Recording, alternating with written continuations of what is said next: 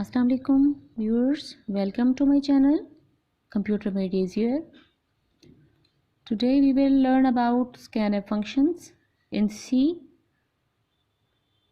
Before we start our lecture, don't forget to subscribe my channel, that is Computer Made Easier, and press the bell icon so that you can receive new video notifications. Now let us start. scanf function है। Scanf function जो है इनका काम क्या होता है सी के अंदर। स्कैनएफ फंक्शन जो है वो इनपुट पर्पस के लिए यूज़ होते हैं।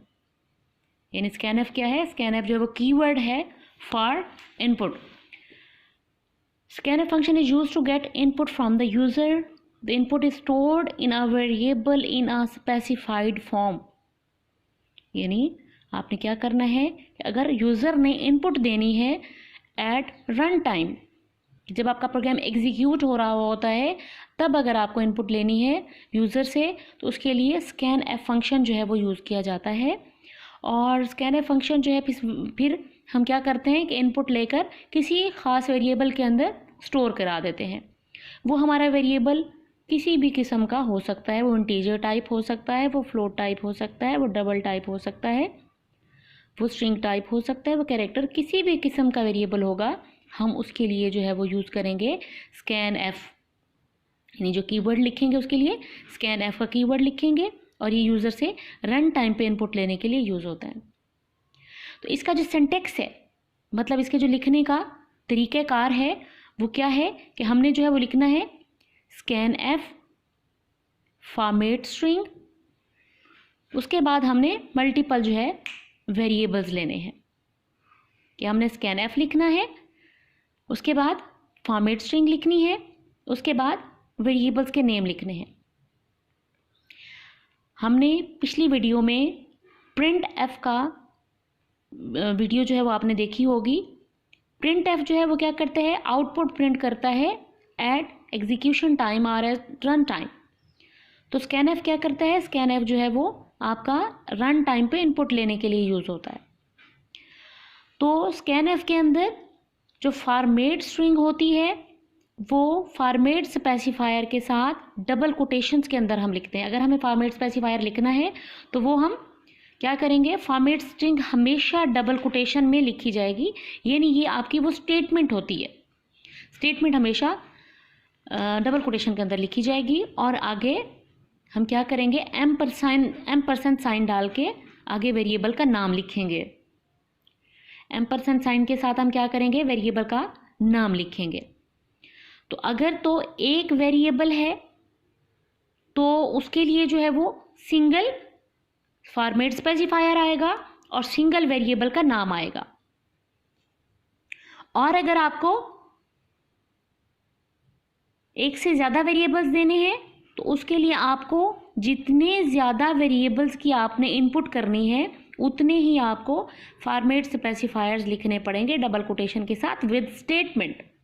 यानी जो आप स्टेटमेंट लिखना चाहें उसके साथ आपको फॉर्मेट स्पेसिफायर उतने ही देने पड़ेंगे जितना कि आपको वेरिएबल्स लेने हैं। यहाँ पर सपोज हमारे पास यहाँ पर दो वेरिएबल्स हैं इंटीजर टाइप के, तो यहाँ पर हमने फॉर्मेट स्पेसिफायर्स दो लिखे। फॉर्मेट स्पेसिफायर्स का भी हम लेक्चर जो है एक वीडियो बना चुके हैं और उसका भी लिंक जो है वो मैं शेयर कर दूँगी आप लोगों को ताकि आप वहाँ से देख सकें। उसके बाद हमारे पास जो है वो स्कैनएफ फंक्शंस है लगाएंगे जब हम, तो उसके लिए अगर हमें एक से ज़्यादा वेरिएबल्स, डिफरेंट टाइप्स के वेरिएबल्स हैं, लाइक ये इंटीजर टाइप और एक फ्लोट टाइप दो वेरिएबल्स हैं, तो उसके लिए आपको %d फॉर्मेट स्पेसिफायर जो है वो लगाना पड़ेगा। किसके लिए, एक फॉर्मेट स्पेसिफायर जो है वो आपको देना पड़ेगा इंटीजर टाइप के लिए, दूसरा फ्लोट के लिए। तो यहाँ पर दो वेरिएबल्स आ जाएंगे, एम्परसेंड साइन डाल के ए, और दूसरा वेरिएबल फ्लोट टाइप का होगा एवरेज। और ये उसी तरतीब के साथ, जिस सीक्वेंस में आपने यहाँ पर फॉर्मेट स्पेसिफायर लिखे उसी सीक्वेंस में ही आपने वेरिएबल देने हैं। पहले इंटीजर टाइप का है वेरिएबल तो इधर भी पहले इंटीजर टाइप आएगा। सेकेंड नंबर पे आपने फ्लोट दिया हुआ है तो सेकेंड नंबर पे आपका क्या आएगा, फ्लोट वेरिएबल आएगा। ऐसे ही मल्टीपल वेरिएबल्स, वो नंबर ऑफ आपके प्रोग्राम की रिक्वायरमेंट पे डिपेंड करता है कि आपके कितने वेरिएबल्स हैं। जितने वेरिएबल्स आपने लिखने हैं उतने ही वेरिएबल्स जो है वो आपने यहाँ पर शो करा देने हैं।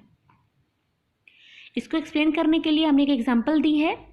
सबसे पहले प्रोग्राम के अंदर हमने हेडर फाइल्स शामिल की हैं, उसके बाद हमने मेन फंक्शन लिखा, अब यहाँ पर हमारा प्रोग्राम स्टार्ट होता है। ये प्रोग्राम है एक्चुअली ये बताने के लिए कि हमने डिस्टेंस लिया है किलोमीटर्स में और फिर उसको हमने कन्वर्ट करना है मीटर्स में, यानी डिस्टेंस हमने शो कराना है, प्रिंट कराना है, जो कि मीटर्स में होगा। पहले हमने इनपुट देनी है किलोमीटर्स में, तो इसलिए हमने दो वेरिएबल्स लिए हैं, एक फ्लोट टाइप का किलोमीटर लिया है के नाम से और दूसरा वेरिएबल हमने लिया है एम। वेरिएबल के नेम्स जो हैं वो आपके प्रोग्राम के रिक्वायरमेंट के मुताबिक होते हैं और आपकी अपनी मर्जी के नेम होते हैं, आप जो भी रखना चाहें। तो उसके लिए जो है वो हमने आगे लिखा एंटर डिस्टेंस इन किलोमीटर, यानी हमने ये स्टेटमेंट लिखी है प्रिंटफ के अंदर, ये आउटपुट में आएगी आपके कि एंटर डिस्टेंस इन किलोमीटर्स। उसके बाद आपने स्कैन एफ फंक्शन यूज़ किया है, यहाँ पर फ्लोट टाइप का वेरिएबल था तो %f करके M% डाल के हमने k लिख दिया यहाँ पर, यानी हमने क्या किया, इनपुट ले ली और फिर उसके बाद जो है उस इनपुट को हमने जो k था k को मल्टीप्लाई कर दिया 1000 के साथ। जाहिर है जब किलोमीटर्स के मीटर्स निकालते हैं तो उस वैल्यू को मल्टीप्लाई कराते हैं 1000 से तो मीटर्स निकल आते हैं।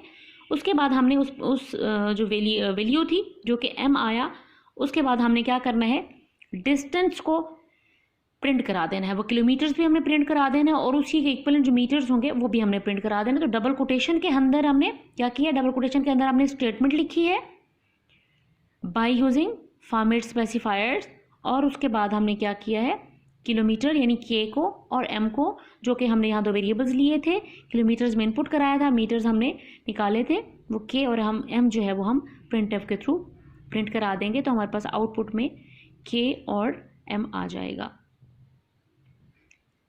तो स्टूडेंट्स ये था आज का हमारा लेक्चर, होप सो आपको समझ आया होगा। नेक्स्ट वीडियो में फिर इंशाल्लाह आएंगे। अल्लाह हाफिज़।